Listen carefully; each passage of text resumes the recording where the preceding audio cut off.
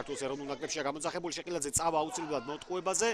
პასი კონტეზე დარტყმა შორი მანძილიდან და შევჩენკოს პირველი მოგერიება ჩვენს შეხვედრაში. აი მატჩი ლიგა 2-ში და ძალიან საინტერესო შეხვედრები იყო. ტყიბულის მეშახტემ ბოლო წუთზე მანამდე კარგი დარტყმა გარის მიმართულებით და რა ლამაზი გოლი, სწრაფი გოლი მაინც გავიდა გორის დილა.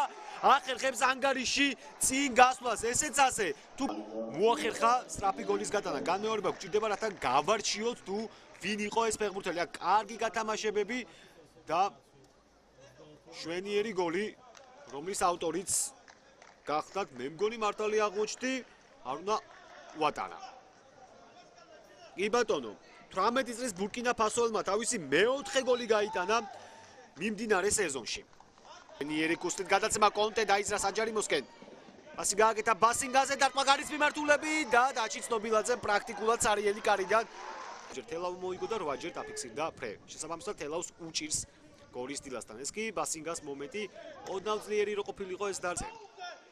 ჭედლიშვილი მორიგი ჩაწოდება. გამოტანილია ბურთი. კიდევ ერთი ჩაბრუნება.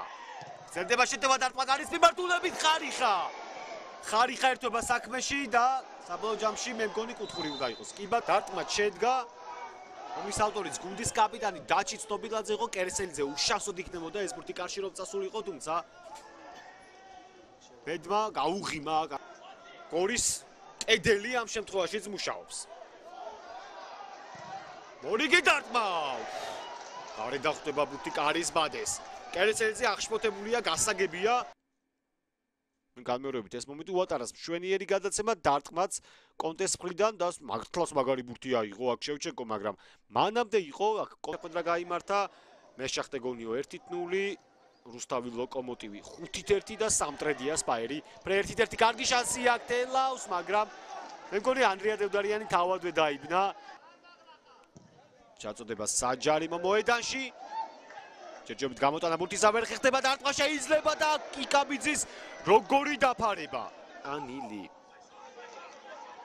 ჩვენს ჩემპიონატში 22-ე მატჩია. კარგი შანსი და გაიხსნა კიდევ ერთხელ ანგარიში უკვე ამჯერად მეორე ტაიმში. თითო გოლი ჯერჯერ.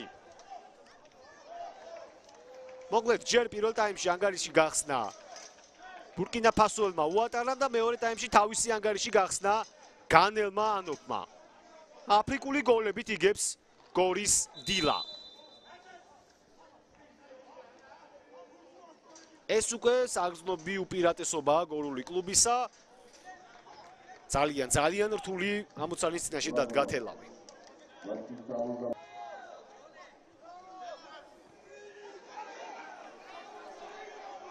შეტევაზია გორის დილა, დარტყმა გარის მიმართულებით, აქ როგორ ვერ ახერხებენ გორელები გოლის გატანას. თუ არ ალბათ გახსოვთ მეორე ტაიმის სტარტზე რა რთული ბურთი მოიგერია უკრაინელმა მეკარე.